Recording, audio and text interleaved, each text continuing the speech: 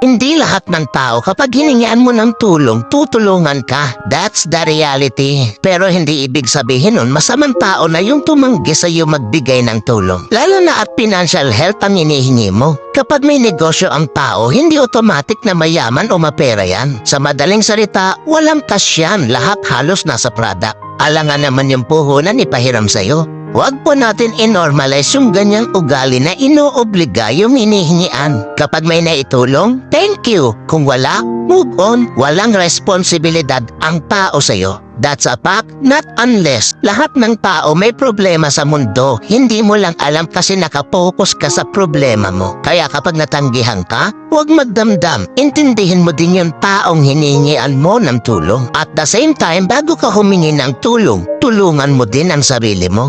Dahil di palagi may ibang tao na tutulong sa'yo.